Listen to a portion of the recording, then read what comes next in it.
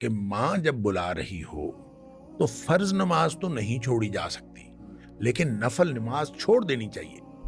اور نبی کریم صلی اللہ علیہ وآلہ وسلم کی والدہ چونکہ بہت بچپن میں فوت ہو گئی تھی، تو آپ صلی اللہ علیہ وسلم نے فرمایا کاش میری ماں زندہ ہوتی، وہ مجھے بلاتی، میں نماز پڑھ رہا ہوتا تو میں چھوڑ کے اس کی بات ماننے کے لیے آتا۔ لہٰذا یہ بالکل درست بات نہیں ہے۔ ہاں، یہ فرق ضرور ہے کہ جو ماں کا حق فائق ہے باپ کے حق پہ، وہ حسن سلوک کا حق فائق ہے، اطاعت کا حق فائق نہیں ہے۔ اطاعت کا حق جو ہے وہ باپ کا ہے، اچھا، اس لیے اطاعت کا پہلا حق باپ کا ہے، اس لیے کہ وہ جو ہیرارکی ہے نا، گھر کا سربراہ وہ باپ ہے۔ فرمایا کہ والرجل راع فی بیتہ، جو آدمی جو مرد ہے نا وہ اپنے گھر کا سربراہ ہے اور وہ اس کا نگران ہے، وہو مسئول عنہ، اس کا مسئول وہ ہے۔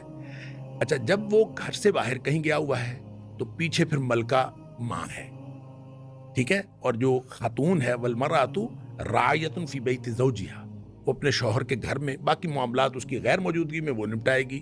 اس کے پاس اب قوت نافذہ ماں بن گئی ہے، جب وہ موجود ہوگا تو قوت نافذہ وہ ہے۔ لہٰذا شریعت کے سارے احکام جو ہیں وہ قوت نافذہ سے چلتے ہیں۔ جیسے نبی پاک صلی اللہ علیہ وسلم نے فرمایا فمن رأى منکم منکرا فلیغیرہ بیدہ، جو برائی دیکھے اس کو ہاتھ سے ہٹا دے، تو ہاتھ سے اس نے ہٹانا جو قوت نافذہ ہے۔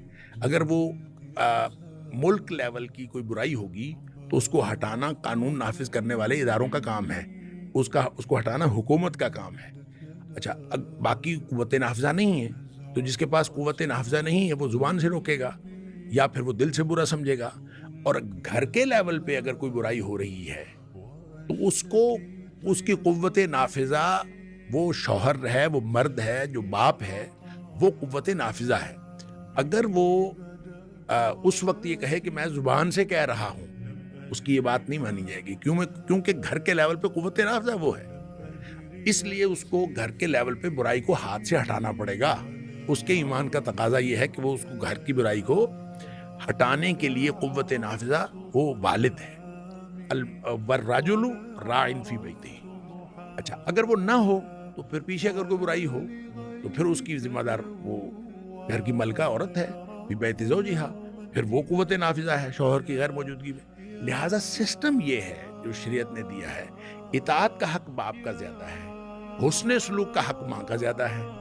3 حق حسن سلوک کے، من احق بحسن صحابتی امک، تیری ماں، ثم من امک، ثم من امک، 3 دفعہ، چوتھی دفعہ ابوک۔